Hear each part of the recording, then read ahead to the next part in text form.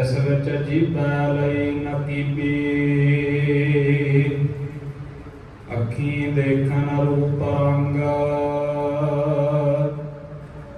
ਨਾਦ ਕੰਨ ਸੁਣ ਕਰਨ ਰਪੀਪੀ। ਨਕ ਸਵਾਸ ਨਿਵਾਸ ਹੈ, ਪੰਜੇ ਦੂਤ ਪੁਰੀ ਤਰਤੀਬੀ। ਸਭ ਤੂੰ ਨੀਵੇਂ ਚਰਨ ਹੋਏ,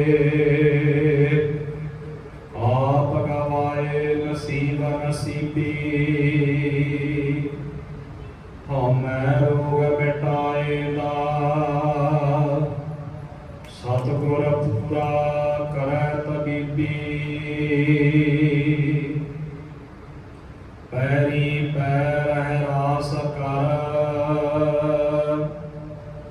ਗੁਰ ਸਿੱਖ ਸੁਣ ਗੁਰ ਸਿੱਖ ਮਨੀਬੀ। ਮੁਰਦਾ ਹੋਏ ਮੁਰੀਦ ਗਰੀਬੀ, ਮੁਰਦਾ ਹੋਏ ਮੁਰੀਦ ਗਰੀਬੀ। ਵਾਹਿਗੁਰੂ ਜੀ ਕਾ ਖਾਲਸਾ, ਵਾਹਿਗੁਰੂ ਜੀ ਕੀ ਫਤਿਹ। परम सत्कार्ययोग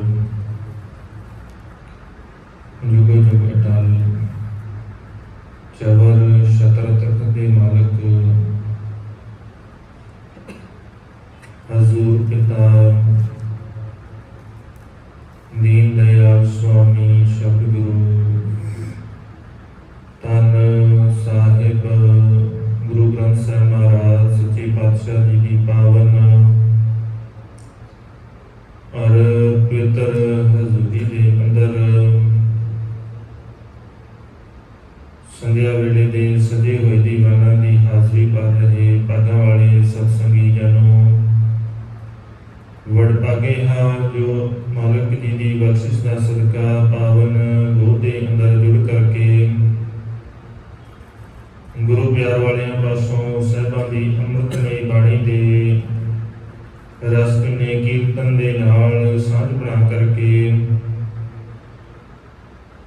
जीवन को सफला बनाने दे यत्न कर रहे सन। उपरंत भाई साहब भाई गुरदास जी दियां पवित्र वारां दी लड़ीवार विचार दे नाल जुड़न दा सुभाग समा प्राप्त होया है। इस लड़ी के तहत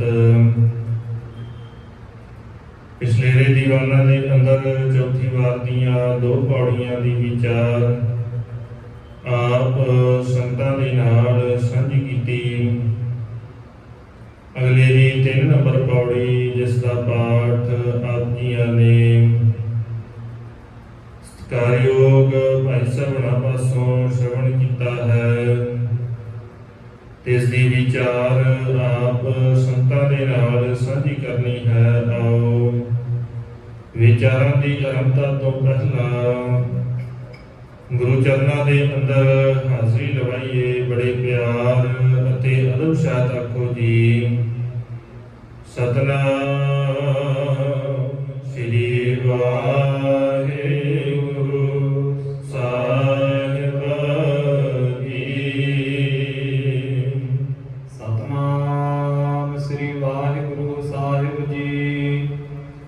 मानस देह सोखे है, तिस विच जीभै लई न कीपी। मानस देह सुखे है। बाणी ने बड़ी वार सानू इस गल नूं समझाया है। ये देह ही 5 तत्तां दी है और यदि जो अंत वेले की हालत है वो यही है भी ये मिट्टी की बनी है, खेह की बनी है, तो खेह दे विच इन्हें रल जाना है। सच यही है, सदीवी सच यही है भी असीं कितना भी यत्न कर लईए, इस देही नूं शृंगार लईए, महंगे अतर ला लईए, ਕਿੰਨੀਆਂ ਵੀ ਮਹਿੰਗੀਆਂ ਵਸਤਾਂ ਨਾਲ ਇਹਨੂੰ ਸ਼ਿੰਗਾਰਿਆ ਜਾਵੇ, ਮਹਿੰਗੇ ਵਸਤਰ ਪਾਏ ਜਾਣ, ਪਰ ਅੰਤਲਾ ਸੱਚ ਇਹੀ ਹੈ ਵੀ ਇਹ ਖੇਹ ਹੈ, ਮਿੱਟੀ ਹੈ, ਤੇ ਮਿੱਟੀ ਦੇ ਵਿੱਚ ਇਹਨੇ ਮਿਲ ਜਾਣਾ ਹੈ। ਤਾਂ ਗੁਰੂ ਅਰਜਨ ਸਾਹਿਬ ਮਹਾਰਾਜ ਸੱਚੇ ਪਾਤਸ਼ਾਹ ਇਸੇ ਗੱਲ ਨੂੰ ਸਮਝਾਉਂਦਿਆਂ ਹੋਇਆ ਸਵਈਆਂ ਦੇ ਅੰਦਰ ਬਖਸ਼ਿਸ਼ ਕਰਦੇ ਨੇ, ਕਾਜੀ ਦੇ ਮੋਹ ਫੁਨ ਬਾਦੀ, ਸਠ ਕਠੋਰ ਕੁਚੀਲ ਕੁ ਗਿਆਨੀ, ਧਾਵਤ ਭ੍ਰਮਤ ਰਹਿ ਨਹੀਂ ਪਾਵਤ। ਸਤਿਗੁਰੂ ਕਹਿੰਦੇ ਇਹ ਦੇਹ ਨਾ ਕੱਚੀ ਹੈ, ਕਾਜੀ ਦੇ ਬੱਝੀ ਕਾਹਦੇ ਨਾਲ ਹੈ? ਮੋਹ ਦੇ ਨਾਲ। ਸਾਡਾ ਮਨ, ਸਾਡੀ ਇਹ ਦੇਹੀ ਬੱਝੀ ਹੋਈ ਹੈ। ਅਗਲੇਰਾ ਸ਼ਬਦ ਵਰਤਿਆ ਸਤਿਗੁਰੂ ਨੇ 60, ਕਈ ਵਾਰ ਉਚਾਰਨ ਕਰਦੇ ਆ ਅਸੀਂ 60 ਬੋਲ ਜਾਂਦੇ। 60 ਦਾ ਭਾਵ ਹੈ ਗਿਣਤੀ ਦਾ 60, ਤੇ ਜਦੋਂ ਅਸੀਂ ਇਹਨੂੰ ਅੰਧਕ ਤੋਂ ਬਿਨਾਂ ਪੜਾਂਗੇ 60, ਫਿਰ ਇਹਦਾ ਭਾਵ ਹੈ ਪੁਰਖ। ਸਤਿਗੁਰੂ ਇੱਕ ਤਾਂ ਇਹ ਦੇਹੀ ਕੱਚੀ ਹੈ, ਇਹਦੇ ਅੰਦਰ ਕੋਈ ਚੰਗੀ ਵਸਤ ਨਹੀਂ ਹੈ। ਹਾੜ ਮਾਸ ਨਾੜੀ ਕੋ ਪਿੰਜਰ, ਪੰਖੀ ਬਸਾ ਵਿਚਾਰਾ। ਜੇ ਇਹਦੀ ਅਸਲੀਅਤ ਦੇਖਣੀ ਹੈ ਤੇ ਕੁਝ ਵੀ ਨਹੀਂ ਹੈ। ਹੱਡੀਆਂ ਨੇ, ਮਾਸ ਨੇ, ਜਿੰਨਾ ਚਿਰ ਤੱਕ ਉਹ ਅੰਦਰ ਜੀਵ ਹੈ, ਜਿੰਦ ਹੈ, ਤੇਰੀ ਜੋਤ ਹੈ, ਉਹਨਾਂ ਚਿਰ ਤੱਕ ਤਾਂ ਇਹਦੇ ਅੰਦਰ ਤਾਕਤ ਹੈ, ਸਮਰੱਥਾ ਹੈ। ਉਦੋਂ ਤੱਕ ਤੇ ਇਸ ਦੇਹੀ ਦਾ ਕੋਈ ਨਾਮ ਹੈ, ਉਦੋਂ ਤੱਕ ਹੀ ਨਾਮ ਹੈ ਨਾ ਜਦੋਂ ਤੱਕ ਇਹਦੇ ਅੰਦਰ ਜਿੰਦ ਵਸਦੀ ਹੈ। ਜਿਸ ਦਿਨ ਉਹ ਜਿੰਦ ਨਿਕਲ ਗਈ ਫਿਰ ਇਹਦਾ ਨਾਮ ਨਹੀਂ ਕੋਈ ਰਹਿਣਾ। ਫਿਰ ਕਿਸੇ ਨੇ ਨਹੀਂ ਕਹਿਣਾ ਵੀ ਇਹ ਫਲਾਣਾ ਸਿੰਘ ਹੈ, ਫਿਰ ਨਹੀਂ ਕਿਸੇ ਨੇ ਕਹਿਣਾ ਵੀ ਇਹ ਸਰਦਾਰ ਹੈ, ਫਿਰ ਨਹੀਂ ਕਿਸੇ ਨੇ ਕਹਿਣਾ ਵੀ ਇਹ ਰਾਜਾ ਹੈ। ਫਿਰ ਸਾਰਿਆਂ ਨੇ ਹੀ ਕਹਿਣਾ ਵੀ ਇਹ ਦੇਹੀ ਪਈ ਹੈ, ਇਹ ਲਾਸ਼ ਪਈ ਹੈ, ਇਹ ਬੋਡੀ ਪਈ ਹੈ। ਫਿਰ ਨਹੀਂ ਕਿਸੇ ਨੇ ਗੱਲ ਕਹਿਣੀ ਵੀ ਇਹ ਬੜਾ ਉੱਚੇ ਅਹੁਦੇ ਵਾਲਾ ਹੈ, ਫਿਰ ਕੋਈ ਪਰਵਾਹ ਨਹੀਂ। ਸਤਿਗੁਰੂ ਕਹਿੰਦੇ ਫਿਰ ਚੇਤਾ ਰੱਖਿਆ ਕਰ, ਖਿਆਲ ਤੇਰੇ ਹਿਰਦੇ 'ਚ ਬਣਿਆ ਰਵੇ। ਸਠ ਕਠੋਰ ਕੁਚੀਲ ਕੁ ਗਿਆਨੀ। ਮਾਲਕ ਕਹਿੰਦੇ ਜੇ ਸੁਭਾਅ ਨੂੰ ਬਦਲ ਲਵੇਂ ਤੇ ਚੰਗਾ ਹੈ, ਨਹੀਂ ਤੇ ਤੇਰਾ ਸੁਭਾਅ ਤੇ ਇਦਾਂ ਦਾ ਮੂਰਖਾਂ ਵਾਲਾ। ਕੁਚੀਲ ਭੈੜੀ ਮੱਤ, ਕੋ ਗਿਆਨੀ ਭੈੜਾ ਗਿਆਨ ਹੈ ਤੇਰੇ ਕੋਲ। ਇੱਕ ਤੇ ਆ ਨਾ ਜਿਹੜਾ ਅਗਿਆਨੀ ਹੈ, ਅਗਿਆਨੀ ਨੂੰ ਗਿਆਨ ਦਿੱਤਾ ਜਾ ਸਕਦਾ। ਜਿਹੜਾ ਅਗਿਆਨੀ ਹੈ ਨਾ, ਜਿਹਨੂੰ ਕੁਝ ਵੀ ਨਹੀਂ ਪਤਾ, ਉਹਨੂੰ ਤੇ ਕੁਝ ਸਿਖਾਇਆ ਜਾ ਸਕਦਾ ਹੈ। ਤੇ ਸਤਿਗੁਰੂ ਕਹਿੰਦੇ ਇਹ ਮਨ ਬਹੁਤਿਆਂ ਦਾ ਇਵੇਂ ਦਾ ਹੋ ਗਿਆ ਕਿ ਇਹ ਕੁਗਿਆਨੀ ਬਣ ਗਏ ਨੇ। ਮਾੜਾ ਗਿਆਨ ਇਹਨਾਂ ਦੇ ਕੋਲ, ਤੇ ਜਿਸ ਮਨੁੱਖ ਦੇ ਕੋਲ ਮਾੜਾ ਗਿਆਨ ਹੋਵੇ ਉਹਨੂੰ ਚੰਗਾ ਗਿਆਨ ਦੇਣਾ ਬਹੁਤ ਔਖਾ ਹੈ। ਜਿਹਦੇ ਕੋਲ ਪਹਿਲੋਂ ਤੋਂ ਗਿਆਨ ਹੈ ਨਾ, ਜਿਹਦੇ ਕੋਲ ਨਹੀਂ ਹੈਗਾ, ਉਹਦਾ ਤੇ ਮਨ ਬਦਲਿਆ ਜਾ ਸਕਦਾ ਹੈ, ਉਹਨੂੰ ਤੇ ਗਿਆਨ ਦਿੱਤਾ ਜਾ ਸਕਦਾ ਹੈ। ਜਿਹਦੇ ਕੋਲ ਪਹਿਲੋਂ ਤੋਂ ਭੈੜੀ ਮੱਤ ਹੈ ਨਾ, ਉਹਨੂੰ ਗਿਆਨ ਦੇਣਾ ਬਹੁਤ ਔਖਾ ਹੈ, ਉਹਨੂੰ ਸਮਝਾਉਣਾ ਬੜਾ ਔਖਾ ਹੈ। ਜਿਹਦਾ ਸੁਭਾਅ ਮਾੜਾ ਬਣ ਜਾਵੇ, ਸੁਭਾਅ ਕਈਆਂ ਦਾ ਹੁੰਦਾ ਹੈ ਨਾ ਮਾੜਾ, ਉਹਨਾਂ ਦੀਆਂ ਆਦਤਾਂ ਨਹੀਂ ਜਾਂਦੀਆਂ, ਫਿਰ ਉਹ ਕਾਰਨ ਹੀ ਇਹੀ ਹੈ। ਆਦਤ ਸਿਰਫ ਉਹਦੀ ਬਦਲ ਸਕਦੇ ਆ, ਉਹਦਾ ਸੁਭਾਅ ਬਦਲ ਸਕਦੇ ਆ ਜਿਹੜਾ ਅਗਿਆਨੀ ਹੋਏਗਾ, ਜਿਹਦੇ ਕੋਲ ਗਿਆਨ ਨਹੀਂ ਹੈ। ਤੇ ਜਿਹੜਾ ਭੈੜਾ ਗਿਆਨ, ਮਾੜਾ ਗਿਆਨ ਲੈ ਕੇ ਪਹਿਲੋਂ ਤੋਂ ਬੈਠਾ ਹੈ ਨਾ, ਫੇਰ ਨਹੀਂ ਤੁਸੀਂ ਉਹਦਾ ਕੁਝ ਕਰ ਸਕਦੇ।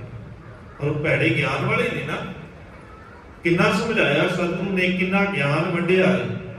ਉਸੇ ਦਰਬਾਰ ਦੇ ਅੰਦਰ ਬੈਠ ਕਰਕੇ ਗੁਰੂ ਕੇ ਪਿਆਰੇ ਸਤਿਗੁਰੂ ਦੇ ਵਚਨ ਸੁਣ ਕੇ ਜੀਵਨ ਨੂੰ ਸਵਾਰ ਰਹੇ ਨੇ। ਦਰਬਾਰ ਤੇ ਉਹੀ ਹੈ ਨਾ, ਉਸੇ ਦਰਬਾਰ ਦੇ ਅੰਦਰ ਕਿੰਨਾ ਲੰਮੇਰਾ ਸਮਾਂ ਪਰਮਾਨੰਦ ਪੁਰੋਹਿਤ ਰਹਿ ਕੇ ਜਾਂਦਾ ਹੈ।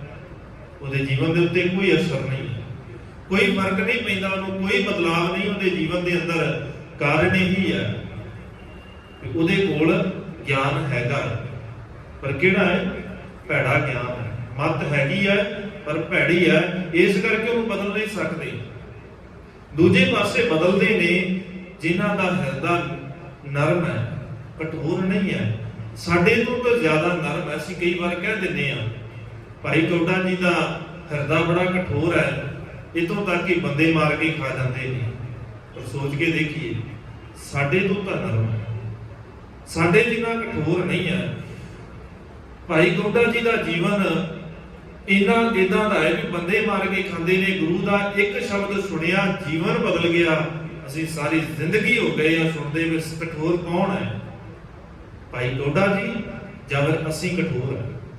ਕਠੋਰ ਅਸੀਂ ਆ, ਸਾਡਾ ਹਿਰਦਾ ਜ਼ਿਆਦਾ ਕਠੋਰ ਹੈ, ਸਾਡੇ ਹਿਰਦੇ ਦੇ ਅੰਦਰ ਭੈੜੀ ਮੱਤ ਜ਼ਿਆਦਾ ਹੈ।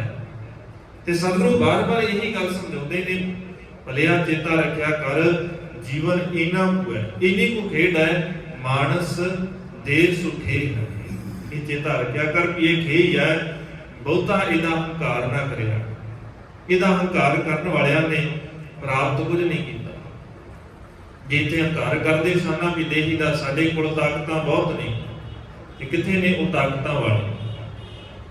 ਤੇ ਤਾਂ ਗੁਰੂ ਅਰਜਨ ਸਾਹਿਬ ਮਹਾਰਾਜ ਸੱਚੇ ਪਾਤਸ਼ਾਹ ਕਹਿੰਦੇ, ਜਿਹੜਾ ਇਸ ਦੇਹੀ ਦਾ ਹੰਕਾਰ ਕਰਦਾ ਹੈ, ਜਿਹਨੂੰ ਲੱਗਦਾ ਕਿ ਮੈਂ ਬੜਾ ਤਾਕਤਵਰ ਹਾਂ, ਜੋ ਜਾਣਦਾ ਮੈਂ ਜੋਬਨ ਵਰਤ ਸੋ ਹੋਵਤ ਵਿਸ਼ਟਾ ਕਾ ਜੰਤ, ਉਹ ਗੰਦਗੀ ਦਾ ਕੀੜਾ ਹੈ। ਜਿਹੜਾ ਕਹਿੰਦਾ ਵੀ ਮੈਂ ਬੜਾ ਤਾਕਤਵਰ ਹਾਂ, ਸਰੀਰ ਦੇ ਅੰਦਰ ਤਾਕਤ ਬੜੀ ਹੈ, ਤੇ ਭਾਈ ਗੁਰਦਾਸ ਜੀ ਕਹਿੰਦੇ ਖਿਆਲ ਰੱਖ ਵੀ ਉਹ ਖੇਹ ਹੈ, ਖੇਹ ਤੋਂ ਵੱਧ ਕੁਝ ਵੀ ਨਹੀਂ। ਤਿਸ ਵਿੱਚ ਜੀਭੈ ਲਈ ਨਕੀਬੀ, ਨਕੀਬ ਹੁੰਦਾ ਹੈ ਕੁਝ ਬੋਲਣ ਵਾਲਾ, ਸੁਨੇਹਾ ਦੇਣ ਵਾਲਾ, ਕਿਸੇ ਗੱਲ ਨੂੰ ਪੇਸ਼ ਕਰਨ ਵਾਲਾ। ਭਾਈ ਗੁਰਦਾਸ ਜੀ ਕਹਿੰਦੇ ਇਹ ਦੇਹ ਸੀ, ਇਸ ਦੇਹ ਦੇ ਅੰਦਰ ਜੀਭ ਨੇ ਇਹ ਕੰਮ ਇਹਨੂੰ ਲੱਗਾ ਹੈ ਵੀ ਇਹਨੇ ਪੇਸ਼ ਕਰਨਾ ਹੈ, ਜੋ ਮਨ ਦੇ ਅੰਦਰ ਹੈ ਉਹਦੀ ਪੇਸ਼ਕਾਰੀ ਦੇ ਲਈ ਇਹ ਜ਼ੁਬਾਨ ਹੈ। ਇਹ ਸਤਿਗੁਰੂ ਨੇ ਸਿਖਾਇਆ ਸੀ, ਇਸ ਜ਼ੁਬਾਨ ਦੇ ਨਾਲ ਕਰਨਾ ਕੀ ਹੈ, ਇਸ ਜ਼ੁਬਾਨ ਦੇ ਨਾਲ ਬੋਲਣਾ ਕੀ ਹੈ, ਪੇਸ਼ ਕਰਨਾ ਕੀ ਹੈ। ਅਸਲ 'ਚ ਪੇਸ਼ ਤੇ ਅਸੀਂ ਉਹੀ ਕਰਾਂਗੇ ਨਾ ਜੋ ਪਹਿਲੋਂ ਤੋਂ ਅੰਦਰ ਹੈ, ਜੋ ਚਿੱਠੀ ਦੇ ਅੰਦਰ ਲਿਖਿਆ ਹੈ। ਨਕੀਬ ਉਹੀ ਪੇਸ਼ ਕਰ ਸਕਦਾ ਹੈ। ਨਕੀਬ ਦੇ ਕੋਲ ਆਪਣੀ ਕੋਈ ਸਮਰੱਥਾ ਨਹੀਂ ਹੈ।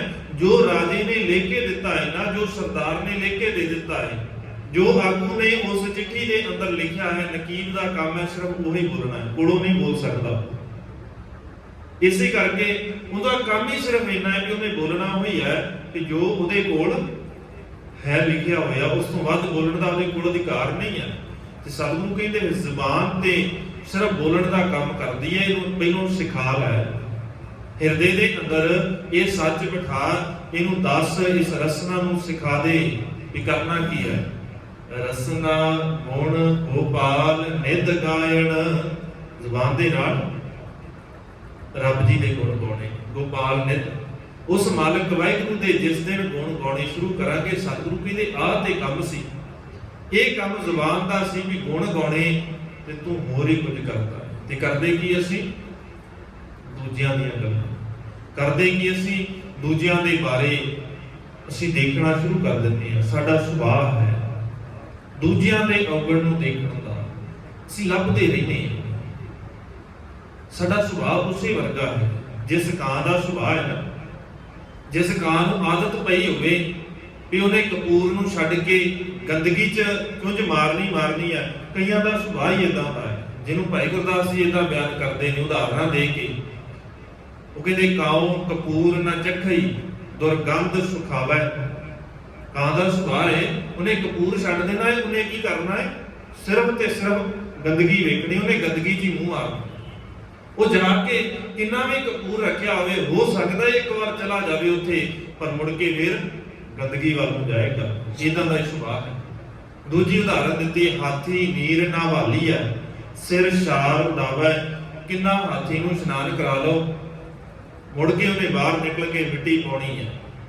ਇਦਾਂ ਦਾ ਸੁਭਾਅ ਚੁਗਲਦਾ ਹੈ, ਨਿੰਦਕ ਦਾ ਹੈ, ਉਹ ਵੀ ਇਦਾਂ ਹੀ ਕਰਦਾ। ਉਹ ਇੱਕ ਵਾਰ ਕਹੇਗਾ ਕਿ ਹਾਂ ਭਈ ਫਲਾਣੇ 'ਚ ਗੁਣ ਹੈਗਾ ਹੈ, ਪਰ ਫਿਰ ਦੂਜੇ ਉਸੇ ਵੇਲੇ ਉਹਦੀ ਨਿਗਾਹ, ਉਹਦਾ ਮਨ, ਉਹਦੇ ਖਿਆਲ ਉਸੇ ਵੇਲੇ ਜਾਣਗੇ ਵੀ ਹੁਣ ਇਹਦੇ ਅੰਦਰ ਔਗਣ ਲੱਭ ਲਵਾਂ, ਕੋਈ ਇਹਦਾ ਮਾੜਾ ਪੱਖ ਲੱਭ ਲਵਾਂ। ਉਹਦਾ ਸੁਭਾਅ ਹੀ ਉਦਾਂ ਦਾ। ਤੀਜੀ ਉਦਾਹਰਨ ਦਿੱਤੀ, ਤੁਮੇ ਅੰਮ੍ਰਿਤ ਸਿੰਜੀਆ ਕੌੜਤ ਨਾ ਜਾਵੇ। ਕਹਿੰਦੇ ਤੁਮੇ ਦਾ ਸੁਭਾਅ ਹੈ, ਤੁਮਾ ਫਲ ਹੈ। ਕਿੰਨਾ ਇਹ ਨਹੀਂ ਵੀ ਉਹਦੇ ਅੰਦਰ ਕੋਈ ਗੁਣ ਨਹੀਂ ਹੈਗਾ, ਗੁਣ ਬਹੁਤ ਨੇ ਤੁਮੇ ਦੇ ਅੰਦਰ। ਉਹਦਾ ਅਚਾਰ ਬਣਦਾ ਹੈ, ਕਿੰਨੀਆਂ ਦਵਾਈਆਂ ਦੇ ਅੰਦਰ ਪੈਂਦਾ ਹੈ, ਪਰ ਸਤਿਗੁਰੂ ਕਹਿੰਦੇ ਇਹਦਾ ਸੁਭਾਅ ਇੱਕ ਇਹ ਵੀ ਹੈ। ਕਿੰਨਾ ਵੀ ਚੰਗਾ ਕਰ ਲਓ, ਕਿੰਨਾ ਵੀ ਇਹਨੂੰ ਅੰਮ੍ਰਿਤ ਪਾ ਦਿਓ, ਮਿੱਠਾ ਪਾ ਦਿਓ, ਇਹ ਕੌੜੇ ਦਾ ਕੌੜਾ ਹੀ ਰਹੇਗਾ। ਨਿੰਦਕ ਦੇ ਅੰਦਰ ਜ਼ਰੂਰੀ ਨਹੀਂ ਹੈ ਵੀ ਸਾਰੇ ਔਗਣ ਹੀ ਹੋਣ, ਬੜੇ ਗੁਣ ਹੁੰਦੇ ਨੇ ਉਹਦੇ ਅੰਦਰ, ਪਰ ਉਹਦਾ ਇਹ ਸਾਰਿਆਂ ਤੋਂ ਮਾੜਾ ਔਗਣ ਹੈ ਕਿ ਉਹ ਆਪਣਾ ਸੁਭਾਅ ਨਹੀਂ ਬਦਲਦਾ, ਉਹਨੇ ਨਿੰਦਿਆ ਚੁਗਲੀ ਕਰਨੀ ਹੈ। ਤੇ ਭਾਈ ਗੁਰਦਾਸ ਜੀ ਕਹਿੰਦੇ ਨਿੰਦਕ ਨਾਮ ਵੀ ਹੋਣਿਆ ਸਤ ਸੰਗ ਨਾ ਭਾਵੇ। ਉਹਨੂੰ ਚੰਗੀਆਂ ਗੱਲਾਂ ਬਹੁਤਾ ਚਿਰ ਨਹੀਂ ਚੰਗੀਆਂ ਲੱਗਦੀਆਂ, ਚੰਗੀਆਂ ਗੱਲਾਂ ਤੇ ਥੋੜਾ ਚਿਰ ਹੀ ਚੰਗੀਆਂ ਲੱਗਦੀਆਂ ਨੇ। ਉਹਨੂੰ ਇਹੀ ਚੰਗਾ ਲੱਗਦਾ ਹੈ ਵੀ ਹੁਣ ਕਿਸੇ ਦੇ ਕੋਲ ਅਜਿਹੇ ਦੇ ਕੋਲ ਬੈਠਾ ਜਿੱਥੇ ਜਾ ਕੇ ਮੈਂ ਕਿਸੇ ਦੂਜੇ ਦੀ ਗੱਲ ਕਰਨਾ, ਮੇਰੀਆਂ ਉਹ ਗੱਲਾਂ ਸੁਣ ਲਵੇ ਜੋ ਮੈਂ ਕਹਿਣਾ ਚਾਹੁੰਦਾ। ਤੇ ਕਹਿਣਾ ਕੀ ਹੈ? ਦੂਜਾ ਇਦਾਂ ਦਾ, ਦੂਜੇ ਅੰਦਰ ਆਹ ਔਗਣ ਨੇ, ਦੂਜੇ ਅੰਦਰ ਆਹ ਔਗਣ ਨੇ, ਫਿਰ ਮੈਂ ਆਹ ਕਰਨਾ। ਸਵਾਦ ਉੱਥੇ ਹੁੰਦਾ ਹੈ। ਨਿੰਦਕ ਨਾਮ ਵੀ ਹੁਣਿਆ ਸਤ ਸੰਗ ਨਾ ਭਾਵੈ।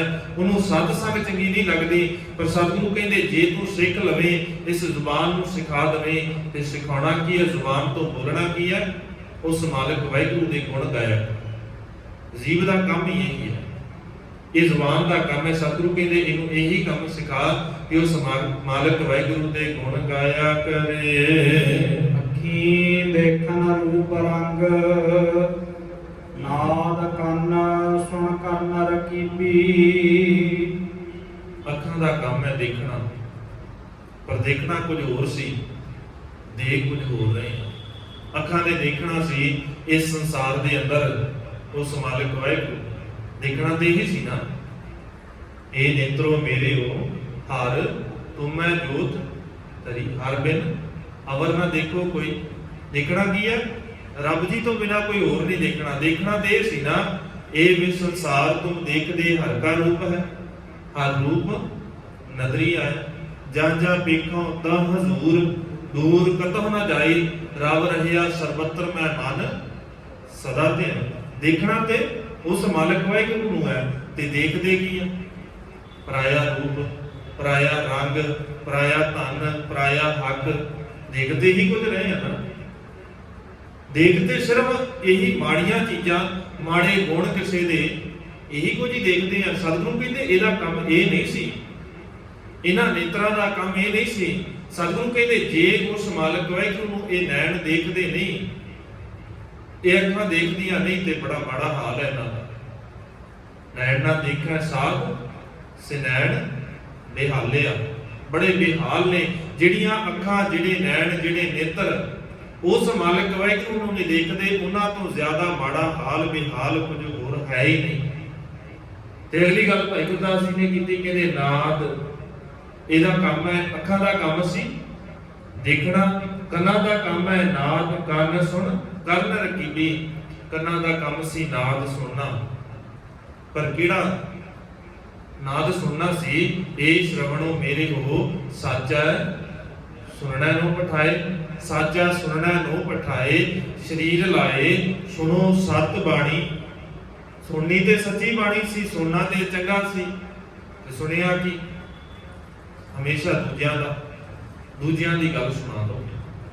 ਸਵਾਦ ਲੈਣ ਵਾਸਤੇ ਦੂਜੇ ਦੇ ਕੋਲ ਬੈਠ ਜਾਈਏ, ਹੋ ਸਕਦਾ ਹੈ ਦੂਜੇ ਦੀ ਗੱਲ ਸੁਣਾ ਦੇਵੇ ਮੈਨੂੰ, ਕਿਸੇ ਦਾ ਔਗਣ, ਕਿਸੇ ਦੀ ਕਮਜ਼ੋਰੀ, ਕਿਸੇ ਦਾ ਮਾੜਾ ਪੱਖ ਸੁਣਾ ਦੇਵੇ। ਮੇਰੀ ਆਦਤ ਬਣੀ ਹੋਈ ਹੈ, ਮੈਂ ਸੁਣਨਾ ਹੀ ਇਹੀ ਚਾਹੁੰਦਾ। ਮੈਨੂੰ ਚੰਗਾ ਹੀ ਉਹ ਮਨੁੱਖ ਲੱਗਦਾ ਏ ਜਿਹੜਾ ਮੈਨੂੰ ਦੂਜਿਆਂ ਦੀਆਂ ਗੱਲਾਂ ਸੁਣਾ ਦੇਵੇ। ਮੈਂ ਉਹਨੂੰ ਨੇੜੇ ਰੱਖਣਾ ਚਾਹੁੰਦਾ, ਕਿਉਂਕਿ ਮੈਨੂੰ ਪਤਾ ਹੈ ਜੇ ਮੈਨੂੰ ਸਾਹਮਣੇ ਵਾਲੇ ਦਾ ਔਗਣ ਪਤਾ ਲੱਗ ਗਿਆ ਨਾ, ਉਹਦੀ ਕਮਜ਼ੋਰੀ ਪਤਾ ਲੱਗ ਗਈ, ਤੇ ਮੈਂ ਉਹਨੂੰ ਵਰਤ ਸਕਦਾ, ਉਹਦੀ ਕਮਜ਼ੋਰੀ ਨੂੰ ਵਰਤਾਂਗਾ। ਕਿਉਂਕਿ ਸੁਭਾਅ ਹੈ ਨਾ, ਜਿਹਨੂੰ ਆਦਤ ਪੈ ਜਾਏ ਝੂਠ ਦੀ, ਜਿਹਨੂੰ ਆਦਤ ਪੈ ਜਾਏ ਦੂਜੇ ਦੀ ਨਿੰਦਿਆ ਸੁਣਨ ਦੀ, ਚੁਗਲੀ ਸੁਣਨ ਦੀ, ਸਤਿਗੁਰੂ ਕਹਿੰਦੇ ਫਿਰ ਉਹਨੂੰ ਚੰਗਾ ਨਹੀਂ ਲੱਗਦਾ ਸੱਚ। ਉਹਨੂੰ ਆਦਤ ਪਈ ਹੋਈ ਹੈ ਨਾ, ਕੂੜੇ ਆ ਰਹੀ ਰੱਜਾ ਕੂੜ ਸੱਚ ਨਾ ਭਾਵੇ, ਜੇ ਕੋ ਬੋਲਾ ਸੱਚ ਕੂੜਾ ਜਲ ਜਾਵੇ। ਝੂਠੇ ਬੰਦੇ ਨੂੰ ਸੁਣਾ ਦੋ ਨਾ ਸੱਚ, ਬੜਾ ਮੱਚਦਾ ਹੈ ਵੀ ਮੈਨੂੰ ਇਦਾਂ ਕਿਉਂ ਕਹਿ ਦਿੱਤਾ। ਭਾਵੇਂ ਕਿ ਉਹ ਸੱਚ ਹੋਵੇ, ਉਹ ਸੱਚ ਸੁਣਨਾ ਹੀ ਨਹੀਂ ਚਾਹੁੰਦਾ, ਕਿਉਂਕਿ ਉਹਨੂੰ ਸਵਾਦ ਹੀ ਉੱਚੋਂ ਆ ਰਿਹਾ। ਸਤਿਗੁਰੂ ਕਹਿੰਦੇ ਆਏ ਕਿੱਥੋਂ ਸਵਾਦ ਰਿਹਾ? ਝੂਠ ਚੋਂ। ਕੂੜੇ ਆ ਰਹੀ ਰੱਜਾ ਕੂੜ ਸੱਚ ਨਾ ਭਾਵੇਂ। ਸੱਚ ਤੇ ਉਹਨੂੰ ਚੰਗਾ ਹੀ ਨਹੀਂ ਲੱਗਦਾ, ਸੱਚ ਤੇ ਉਹਨੂੰ ਲੱਗਦਾ ਹੈ ਜ਼ਹਿਰ ਵਰਗਾ। ਰੱਬ ਜੀ ਦੀ ਗੱਲ, ਬਾਣੀ ਦੀ ਗੱਲ, ਨਾਮ ਦੀ ਗੱਲ, ਜੇ ਕੋਈ ਚੰਗਾ ਪੱਖ ਹੈ ਕਿਸੇ ਦਾ, ਉਹ ਨਹੀਂ ਚੰਗਾ ਲੱਗਦਾ। ਆਦਤ ਪਈ ਹੋਈ ਹੈ ਹਰੇਕ ਦਾ ਮਾੜਾ ਪੱਖ ਸੁਣਨ ਦੀ, ਆਦਤ ਪਈ ਹੈ ਦੂਜਿਆਂ ਦੇ ਔਗਣ ਦੇਖਣ ਦੀ, ਦੂਜਿਆਂ ਦੇ ਔਗਣ ਸੁਣਨ ਦੀ। ਤੇ ਸਤਿਗੁਰੂ ਕਹਿੰਦੇ ਫਿਰ ਇਹ ਕੰਨਾਂ ਨੂੰ ਆਦਤ ਚੰਗੀ ਪਾ, ਕਿਉਂਕਿ ਜੇ ਇਹਨੂੰ ਮਾੜੀ ਆਦਤ ਪਾ ਦੇਗਾ ਨਾ, ਫਿਰ ਇਹਦਾ ਨਤੀਜਾ ਵੀ ਮਾੜਾ ਹੀ ਨਿਕਲੇਗਾ।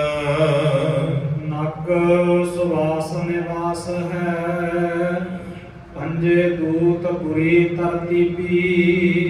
ਭਾਈ ਗੁਰਦਾਸ ਜੀ ਕਹਿੰਦੇ ਨੱਕ ਦਾ ਸੁਵਾਸ, ਇਹਦਾ ਕੰਮ ਹੈ ਸੁਗੰਧ ਲੈਣਾ, ਇਹਦਾ ਸੁਭਾਅ ਹੈ ਸਾਹ ਨੂੰ ਬਾਹਰ ਕੱਢਣਾ ਤੇ ਅੰਦਰ ਲੈਣਾ, ਤੇ ਨਾਲ ਗੰਧ ਦੀ ਆਦਤ ਪੈ ਗਈ, ਸੁਗੰਧ ਦੀ, ਵਾਸਨਾ ਦੀ ਆਦਤ ਪੈ ਗਈ। ਤੇ ਇਹ ਪੰਜੇ ਜਿਹੜੇ ਗੁਣ ਨੇ ਨਾ ਔਗਣ ਇਹਦੇ ਅੰਦਰ, ਇਹ ਪੰਜਾਂ ਵਿਕਾਰਾਂ ਨੇ ਇਹਨਾਂ ਨੂੰ ਤੰਗ ਕੀਤਾ ਹੈ। ਇਹ ਪੰਜੇ ਸੁਭਾਅ ਮਾੜੇ ਪੈ ਗਏ, ਜਿਹਨੂੰ ਭਾਈ ਗੁਰਦਾਸ ਜੀ ਇਦਾਂ ਵੀ ਬਿਆਨ ਕਰਦੇ ਨੇ, ਗੱਜ, ਮ੍ਰਿਗ, ਮੀਨ, ਪਤੰਗ, ਅਲ, ਇਕਤ ਇਕਤ ਰੋਗ ਪਚੰਦੇ, ਮਾਨਸ ਦੇਹੀ, ਪੰਜ ਰੋਗ ਪੰਜੇ ਦੂਤ, ਕਸੂਤ ਕਰਦੇ। ਕਿਸੇ ਦੇ ਅੰਦਰ ਤੇ ਇੱਕ ਔਗਣ ਹੋਵੇ ਨਾ, ਉਹ ਹੀ ਨਹੀਂ ਟਿਕਣ ਦਿੰਦਾ। ਭਾਈ ਗੁਰਦਾਸ ਜੀ ਨੇ ਪਹਿਲੀ ਉਦਾਹਰਨ ਦਿੱਤੀ ਗੱਜ ਦੀ, ਹਾਥੀ ਦੀ। ਇਹਦੇ ਅੰਦਰ ਇੱਕ ਰੋਗ ਹੈ ਕਾਮ ਦਾ, ਔਰ ਉਸੇ ਇੱਕੇ ਰੋਗ ਦੇ ਕਰਕੇ ਇਹ ਫੜਿਆ ਜਾਂਦਾ ਹੈ। ਕਾਲ ਭੂਤ ਕੀ ਹਸਤਨੀ, ਮਨ ਬੌਰਾ ਰੇ, ਚਲਤ ਰਚਿਓ ਜਗਦੀਸ਼, ਕਾਮ ਸੁਆਏ ਗੱਜ ਬਸ ਭਰਿਆ। ਕਾਮ ਦੇ ਕਰਕੇ ਬਸ ਪੈ ਜਾਂਦਾ ਹੈ, ਕਿਉਂਕਿ ਜਦੋਂ ਸ਼ਿਕਾਰੀ ਫੜਦਾ ਹੈ ਹਾਥੀ ਨੂੰ, ਉਦੋਂ ਇੱਕ ਬਣਾ ਕੇ ਘਾਹ ਦੀ, ਮਿੱਟੀ ਦੀ ਹਥਨੀ ਬਣਾ ਕੇ ਉਹ ਪਹਿਲੋਂ ਖੱਡਾ ਪੁੱਟਦਾ ਹੈ, ਉਹਦੇ ਉੱਤੇ ਕੁਝ ਘਾਹ ਰੱਖ ਕੇ ਉਹਦੇ ਉੱਤੇ ਉਹ ਮਿੱਟੀ ਦੀ ਹਥਨੀ ਰੱਖ ਦਿੰਦੇ ਆ। ਉਹਨੂੰ ਦੇਖ ਕਰਕੇ ਹਾਥੀ ਆਉਂਦਾ ਹੈ ਤੇ ਉਸ ਖੱਡੇ 'ਚ ਡਿੱਗ ਜਾਂਦਾ ਹੈ। ਭਾਈ ਗੁਰਦਾਸ ਜੀ ਕਹਿੰਦੇ ਬਸ ਇਹਦਾ ਇਹ ਸੁਭਾਅ ਹੈ, ਇਦਾਂ ਹੀ ਮਨੁੱਖ ਹੈ। ਇਹਦੇ ਅੰਦਰ ਇੱਕ ਰੋਗ ਸੀ ਕਾਮ ਦਾ, ਗੱਜ ਦੇ ਅੰਦਰ, ਹਾਥੀ ਦੇ ਅੰਦਰ ਇੱਕ ਰੋਗ ਦੇ ਕਰਕੇ ਇਹ ਫੜਿਆ ਗਿਆ। ਦੂਜੀ ਉਦਾਹਰਨ ਦੀ ਗੱਜ, ਮ੍ਰਿਗ, ਹਿਰਨ ਦੀ, ਹਿਰਨ ਦਾ ਸੁਭਾਅ, ਇਹਨੂੰ ਆਦਤ ਹੈ ਆਵਾਜ਼ ਦੀ, ਨਾਦ ਦੀ, ਇਹਨੂੰ ਸੁਣਨ ਦਾ ਸਵਾਦ ਪਿਆ ਹੋਇਆ। ਘੱਡੇ ਹੇੜੇ ਦੀ ਆਵਾਜ਼ ਸੁਣਦਾ ਹੈ, ਔਰ ਘੱਡੇ ਹੇੜੇ ਦੀ ਆਵਾਜ਼ ਨੂੰ ਸੁਣਦਿਆਂ ਸੁਣਦਿਆਂ ਸ਼ਿਕਾਰੀ ਦੇ ਕੋਲ ਪਹੁੰਚ ਜਾਂਦਾ ਹੈ। ਸਤਿਗੁਰੂ ਕਹਿੰਦੇ ਇਹਨੂੰ ਵੀ ਤੇ ਕਿੰਨਾ ਸਵਾਦ ਹੈ ਨਾ ਕੰਨਾਂ ਦਾ, ਕਿੰਨੇ ਰਸ ਨੇ ਇਹਦੇ ਕੋਲ। ਇੱਕ ਨੂੰ ਕਾਮ ਦਾ ਰਸ ਸੀ, ਦੂਜੇ ਨੂੰ ਕੰਨਾਂ ਦਾ ਰਸ ਹੈ, ਸੁਣਨ ਦਾ ਰਸ ਹੈ, ਔਰ ਇਹ ਰਸ ਉਹਨੂੰ ਲੈ ਬੈਠਾ, ਉਹਦੀ ਮੌਤ ਦਾ ਕਾਰਨ ਬਣ ਗਿਆ। ਤੀਜੀ ਉਦਾਹਰਨ ਦਿੱਤੀ ਮੱਛੀ ਦੀ, ਮੀਨ। ਮੀਨ ਨੂੰ ਸਵਾਦ ਪਿਆ ਹੈ, ਆਦਤ ਪਈ ਹੈ ਸਵਾਦ ਦੀ, ਇਹ ਖਾਣਾ ਚਾਹੁੰਦੀ ਹੈ, ਔਰ ਇਹ ਨਹੀਂ ਦੇਖਦੀ ਵੀ ਇਹ ਜਿਹੜਾ ਮਾंस ਦਾ ਟੁਕੜਾ ਲਟਕ ਰਿਹਾ ਹੈ, ਹੋ ਸਕਦਾ ਹੈ ਇਹਦੇ ਵਿੱਚ ਕੰਡਾ ਹੋਵੇ। ਸ਼ਿਕਾਰੀ ਨੇ ਇਹ ਜਾਣ ਕੇ, ਮਛੁਆਰੇ ਨੇ ਜਾਣ ਕੇ ਇਹ ਮਾंस ਲਟਕਾਇਆ ਹੋਵੇ। ਇਸ ਗੱਲ ਵੱਲ ਖਿਆਲ ਹੀ ਕੋਈ ਨਹੀਂ ਹੈ। ਖਿਆਲ ਕਿੱਧਰ ਹੈ? ਜ਼ੁਬਾਨ ਤੇ ਸਵਾਦ ਵਾਲੀ ਪਾਸੇ। ਤੇ ਮਾਲਕ ਕਹਿੰਦੇ ਫਿਰ ਇਹਨੇ ਸਵਾਦ ਲਿਆ ਜ਼ੁਬਾਨ ਦਾ, ਔਰ ਕਾਰਨ ਕੀ ਹੋਇਆ? ਰਿਜ਼ਲਟ ਕੀ ਨਿਕਲਿਆ? ਰਿਜ਼ਲਟ ਇਹ ਨਿਕਲਿਆ ਕਿ ਇਹਦੇ ਗਲ ਦੇ ਅੰਦਰ ਉਹ ਕੱਡਾ ਫਸ ਗਿਆ, ਮੌਤ ਦਾ ਕਾਰਨ ਬਣਿਆ, ਜੀਭ ਦਾ ਸਵਾਦ। ਤੀਜੀ ਉਦਾਹਰਨ ਦਿੱਤੀ ਪਤੰਗੇ ਦੀ। ਇਹਨੂੰ ਦੇਖਣ ਦਾ ਸੁਭਾਅ ਹੈ, ਇਹਨੂੰ ਦੇਖਣ ਦੀ ਆਦਤ। ਪਤੰਗਾ ਦੇਖਦਾ ਹੈ, ਸਾਹਮਣੇ ਲੌ ਜਗਦੀ ਹੈ, ਚਾਨਣ ਹੋ ਰਿਹਾ ਹੈ, ਪ੍ਰਕਾਸ਼ ਹੋ ਰਿਹਾ ਹੈ, ਇਹ ਜਾ ਕੇ ਦੀਵੇ ਦੇ ਉੱਤੇ ਆਲੇ ਦੁਆਲੇ ਘੁੰਮਦਾ ਘੁੰਮਦਾ ਆਪਣੇ ਆਪ ਨੂੰ ਉਹਦੇ ਉੱਤੇ ਸਾੜ ਲੈਂਦਾ ਹੈ। ਦੇਖਣ ਦਾ ਸੁਭਾਅ ਹੈ। ਇਹ ਦੇਖਣ ਦੇ ਸਵਾਦ ਦੇ ਕਰਕੇ ਆਪਣੇ ਆਪ ਨੂੰ ਖਤਮ ਕਰ ਬੈਠਾ। ਆਦਤ ਸੀ ਨਾ ਦੇਖਣ ਦੀ। ਤੇ ਅਖੀਰਲੀ ਉਦਾਹਰਨ ਬਖਸ਼ਿਸ਼ ਕੀਤੀ ਅਲ, ਭੌਰਾ। ਭੌਰੇ ਨੂੰ ਆਦਤ ਹੈ ਸੁਗੰਧੀ ਦੀ, ਇਹ ਸੁੰਘਦਾ ਰਸ ਹੈ ਇਹਨੂੰ ਸੁੰਘਣ ਦਾ। ਸਤਿਗੁਰੂ ਕਹਿੰਦੇ ਇਹ ਸੁਗੰਧੀ ਦਾ ਰਸ ਇਹਨੂੰ ਲੈ ਬੈਠਾ। ਇਹ ਕਮਲ ਦੇ ਫੁੱਲ ਦੇ ਕੋਲ ਗਿਆ, ਉੱਥੇ ਇੰਨਾ ਕੁ ਰਸ ਦੇ ਵਿੱਚ ਮਗਨ ਹੋ ਗਿਆ। ਸਵੇਰ ਦਾ ਬੈਠਾ, ਸ਼ਾਮ ਹੋ ਗਈ, ਕਮਲ ਦਾ ਫੁੱਲ ਬੰਦ ਹੋਇਆ ਤੇ ਅੰਤ ਇਹਦੀ ਮੌਤ ਹੋ ਗਈ। ਸਾਰੀ ਰਾਤ ਬੰਦ ਰਿਹਾ, ਸਵੇਰ ਨੂੰ ਜਦੋਂ ਕਮਲ ਦਾ ਫੁੱਲ ਖਿੜਿਆ ਵਾਪਸ ਤੇ ਇਹਦੀ ਮੌਤ ਹੋ ਚੁੱਕੀ ਸੀ। ਤੇ ਭਾਈ ਗੁਰਦਾਸ ਜੀ ਕਹਿੰਦੇ ਖਿਆਲ ਕਰ, ਇਹਨਾਂ ਦੇ ਅੰਦਰ ਇੱਕ ਇੱਕ ਰੋਗ ਲੱਗਾ ਸੀ। ਸਾਰਿਆਂ ਦੇ ਅੰਦਰ ਇੱਕ ਹੀ ਰੋਗ ਸੀ, ਦੂਜਾ ਨਹੀਂ ਸੀ। ਹਾਥੀ ਦੇ ਅੰਦਰ ਕਾਮ ਦਾ ਰਸ ਸੀ, ਉਹਦੇ ਅੰਦਰ ਇੱਕ ਹੀ ਸੀ। ਤੇ ਭਾਈ ਗੁਰਦਾਸ ਜੀ ਕਹਿੰਦੇ ਵੀ ਖਿਆਲ ਕਰ, ਮਾਨਸ ਦੇਹੀ, ਪੰਜ ਰੋਗ ਪੰਜੇ ਦੂਤ, ਕਸੂਤ ਕਰਨ ਦੇ। ਇੱਕ ਤਾਂ ਪੰਜ ਨੇ, ਔਰ ਪੰਜੇ ਬੜੇ ਕਸੂਤੇ ਨੇ, ਤਾਕਤਵਰ ਨੇ। ਫਿਰ ਤੂੰ ਹਿਸਾਬ ਲਾ ਵੀ ਇਸ ਦੇਹੀ ਦਾ ਕੀ ਹੋਏਗਾ। ਇਹ ਦੇਹੀ ਬੜਾ ਤੰਗ ਕਰਦੀ। ਇਸੇ ਕਰਕੇ ਇਹ ਪੰਜੇ ਵਿਕਾਰ ਅੰਦਰ ਨੇ। ਮਨੁੱਖ ਦਾ ਸਰੀਰ ਟਿਕਦਾ ਨਹੀਂ, ਮਨ ਟਿਕਦਾ ਨਹੀਂ, ਦੌੜਦਾ। ਸਾਰਿਆਂ ਤੋਂ ਵੱਡਾ ਕਾਰਨ ਹੀ ਹੈ ਮਨ ਦੇ ਦੌੜਨ ਦਾ। ਇਹਦੇ ਅੰਦਰ ਵਿਕਾਰ ਨੇ, ਤ੍ਰਿਸ਼ਨਾ ਦੀ ਅੱਗ ਹੈ, ਇਹ ਟਿਕਣਾ ਚਾਹੁੰਦਾ ਨਹੀਂ ਔਰ ਟਿਕਦਾ ਵੀ ਨਹੀਂ ਹੈ। ਸਤਿਗੁਰੂ ਕਹਿੰਦੇ ਹੋਇਆ ਕਿਉਂ ਹੈ? ਇਹਦਾ ਤਾਂ ਹੁੰਦਾ ਹੈ। ਭਗਤ ਰਵਿਦਾਸ ਸਾਹਿਬ ਪਾਵਨ ਸ਼ਬਦ ਦੇ ਰਹਾਉ ਦੇ ਬੰਦ ਦੇ ਅੰਦਰ ਇੱਕ ਵਚਨ ਕਰਦੇ, ਉਹ ਕਹਿੰਦੇ ਸਾਰਿਆਂ ਤੋਂ ਵੱਡਾ ਕਾਰਨ ਪਤਾ ਕੀ ਹੈ ਵੀ ਇਹ ਮਨ ਟਿਕਦਾ ਕਿਉਂ ਨਹੀਂ ਹੈ? ਕਹਿੰਦੇ हे ਮਾਲਕ ਜੀ, ਮੇਰਾ ਮਨ ਇਸ ਕਰਕੇ ਨਹੀਂ ਟਿਕਦਾ। हे ਮਾਧੋ, ਮੇਰੇ ਮਨ ਦੇ ਨਾਲ ਟਿਕਣ ਦਾ ਕਾਰਨ ਕੀ ਹੈ? ਮੇਰਾ ਜਿਹੜਾ ਸੁਭਾਅ ਹੈ ਨਾ, ਜਿਹੜਾ ਮੇਰਾ ਸਾਥ ਹੈ, ਉਹ ਪਤਾ ਕਿਹਦੇ ਨਾਲ ਹੈ? ਮਾੜਿਆਂ ਦੇ ਨਾਲ ਸਾਥ ਬਣਿਆ ਹੋਇਆ ਹੈ। ਮਾੜੇ ਗਿਆਨ ਦੇ ਨਾਲ, ਮਾੜੀ ਵਿਦਿਆ ਦੇ ਨਾਲ ਮੇਰਾ ਸਾਥ ਬਣਿਆ ਹੈ, ਇਸੇ ਕਰਕੇ ਮੈਂ ਡੋਲਦਾ ਫਿਰਦਾ। ਮਾਧੋ ਅਵਿਦਿਆ ਹਿਤਕੀਨ ਵਿਵੇਕ ਦੀਪ ਮਲੀਨ। ਵਿਵੇਕ ਦੀਪ ਮੈਲਾ ਹੋ ਚੁੱਕਿਆ, ਕਿਉਂਕਿ ਸਾਥ ਕਿਹਦੇ ਨਾਲ ਹੈ? ਅਵਿਦਿਆ ਦੇ ਨਾਲ। ਔਰ ਜਦੋਂ ਤੱਕ ਸਾਡਾ ਸਾਥ ਅਵਿਦਿਆ ਦੇ ਨਾਲ ਹੈ, ਉਦੋਂ ਤੱਕ ਸਾਡੇ ਅੰਦਰ ਦੇ ਇਹ ਸੁਭਾਅ ਨਹੀਂ ਜਾਣਗੇ। ਮਾੜਾ ਸੁਭਾਅ ਕਦੇ ਨਹੀਂ ਜਾਵੇਗਾ। ਜੇ ਮਾੜਾ ਸੁਭਾਅ ਦੂਰ ਕਰਨਾ ਹੈ ਤੇ ਸਤਿਗੁਰੂ ਕਹਿੰਦੇ ਫਿਰ ਇੱਕੋ ਹੀ ਤਰੀਕਾ ਹੈ, ਗੁਰੂ ਦੇ ਗਿਆਨ ਦੇ ਨਾਲ ਜੁੜ। ਜਿਸ ਦਿਨ ਇਹ ਗਿਆਨ ਤੇਰੇ ਹਿਰਦੇ ਦੇ ਅੰਦਰ ਪ੍ਰਗਟ ਹੋਇਆ, ਇਹ ਬਾਹਰ ਦਾ ਜਿੰਨਾ ਹਨੇਰਾ ਹੈ, ਇਹ ਅਵਿਦਿਆ ਦਾ ਜਿੰਨਾ ਹਨੇਰਾ ਹੈ, ਇਹ ਸਾਰਾ ਦੂਰ ਹੋ ਜਾਵੇਗਾ। ਸਭ ਦੂਨੀ ਵੇ ਚੰਨ ਹੋਏ, ਆਪ ਗਵਾਏ ਨਸੀਬ ਨਸੀਬੀ। ਭਾਈ ਗੁਰਦਾਸ ਜੀ ਕਹਿੰਦੇ ਫਿਰ ਜਿੱਥੇ ਇਹ ਇੰਨੇ ਔਗਣ ਸਨ ਇਹਨਾਂ ਦੇ ਅੰਦਰ, ਇਹ ਵੱਖਰੇ ਵੱਖਰੇ ਅੰਗ ਦੀ ਗੱਲ ਕੀਤੀ, ਕਹਿੰਦੇ ਫਿਰ ਹੁਣ ਗੱਲ ਕਰਨੀ ਹੈ ਨਾ, ਜੇ ਸਿੱਖਣਾ ਹੈ ਕੁਝ ਫਿਰ ਚਰਨਾਂ ਦੇ ਕੋਲੋਂ ਸਿੱਖ ਲਵੀਂ। ਸਾਰਿਆਂ ਤੋਂ ਨੀਵੇਂ ਰਹਿੰਦੇ ਨੇ, ਸਾਰਿਆਂ ਤੋਂ ਥੱਲੇ ਨੇ, ਪਰ ਸਾਰਿਆਂ ਤੋਂ ਥੱਲੇ ਹੋਣ ਤੋਂ ਬਾਅਦ ਵੀ ਮਾਣ ਬੜਾ ਪ੍ਰਾਪਤ ਹੈ। ਭਾਵੇਂ ਕਿ ਅਸੀਂ ਬਹੁਤਾ ਖਿਆਲ ਨਹੀਂ ਕਰਦੇ, ਪਰ ਫਿਰ ਵੀ ਸਾਰਿਆਂ ਤੋਂ ਵੱਧ ਇਹਨਾਂ ਦੀ ਲੋੜ ਹੈ ਜਿਸ ਸੰਸਾਰ ਦੇ ਅੰਦਰ ਤੁਰਨਾ ਹੈ। ਸਾਰਿਆਂ ਤੋਂ ਜ਼ਿਆਦਾ ਕਿ ਸਾਰਿਆਂ ਤੋਂ ਥੱਲੇ ਰਹਿੰਦਿਆਂ ਹੋਇਆਂ ਵੀ ਸਾਰੇ ਸਰੀਰ ਦਾ ਭਾਰ ਚੁੱਕਦੇ।